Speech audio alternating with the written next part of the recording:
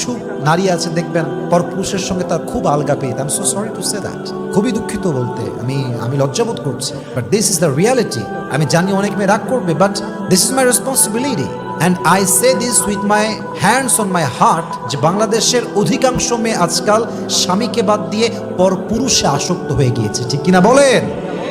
স্বামীকে দেখলে ভালো লাগে না, পরপুরুষ দেখলে খুব ভালো লাগে। স্বামী কল দিলে, হ্যাঁ কি হয়েছে তোমার, রান্নাঘরে আছি, সারাদিন বাচ্চা সামলাই, ব্যস্ত, হ্যাঁ কল রাখো, মানে কুকুরের মতো ব্যবহার করে, জানোয়ার এইটা।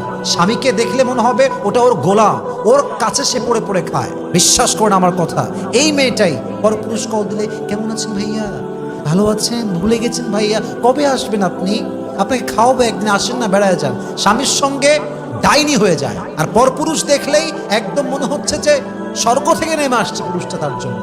এটা উপরে ফিটফাট, ভেতর সদরঘাট।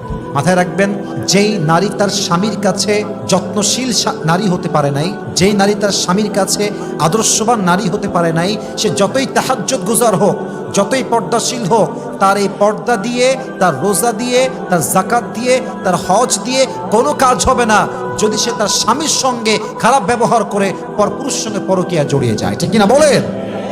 আজকে অনেক প্রবাসীর বউরা পরকীয়ায় জড়িয়ে আছে। স্বামী টাকা পাঠায় বিদেশ থেকে, মাথার ঘাম পায়ে ফেলে, রক্ত পানি করে।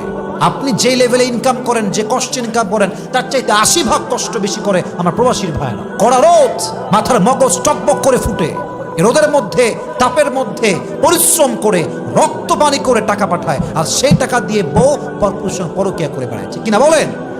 ইভেন অনেক বউ তো এরকম আছে, আমাকে বলতে হবে, আমার করার কিছু নেই। অনেক বউ প্রবাসীর টাকা নিয়ে, টাকা জমিয়ে, সেই টাকা নিয়ে তার প্রেমিকের সঙ্গে বাড়ি ছেড়ে পালিয়ে চলে যায়, ঠিক কিনা বলেন?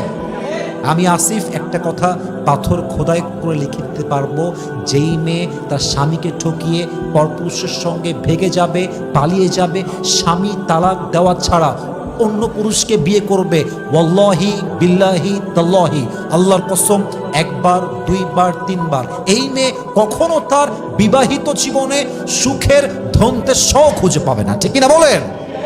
আপনি বেঈমানি করবেন, গাদ্দারি করবেন, and you will be the most happy person in the world? No, no, no. আল্লাহর নেচারটা এত সহজ নয়, আল্লাহর সিস্টেমটা এত সস্তা নয়। পৃথিবীতে কাউকে ঠকিয়ে আজ অব্দি কেউ সুখী হতে পারে নাই, কারো মন ভেঙে আজ অব্দি কেউ বিজয়ী হতে পারে নাই, ঠিক কিনা বলেন? So please don't cheat your husband. আপনার স্বামী যখন দেখবে আপনি কোনো পরপুরুষে আসক্ত, বিশ্বাস করেন তালাক হবে, বিচ্ছেদ হবে, এটা হয়ে যাবে। পুরুষ এটা নিতে পারে না, পুরুষ পরকীয়া কোনোভাবেই নিতে পারে না। ইভেন অনেক পুরুষ তো এরকম আছে, পরকীয়া ধরার সঙ্গে সঙ্গে বউকে জায়গায় জবাই করে ফেলে এবং থানায় কল দেয়, আমি আমার বউকে মেরে ফেলেছি, আপনারা আমাকে অ্যারেস্ট করেন। ইভেন রিসেন্টলি ঘটছে এটা, চট্টগ্রামে প্রবাস থেকে এসে একজন যুবক তার বউকে সোজা বাসায় গিয়ে গলা কেটে হত্যা করেছে তার মেয়ের সামনে। Could you imagine that? Could you imagine that? How sensitive issue it is, how dangerous issue it is. অতএব যদি আপনি সংসার টিকাতে চান, ডিভোর্স পেতে না চান, মেহেরবানি করে স্বামীকে বাদ দিয়ে পরপুরুষে আসক্তি রাখা যাবে না। আল্লাহ মেয়েদেরকে বোঝার তৌফিক দান করুন, সবাই আমিন।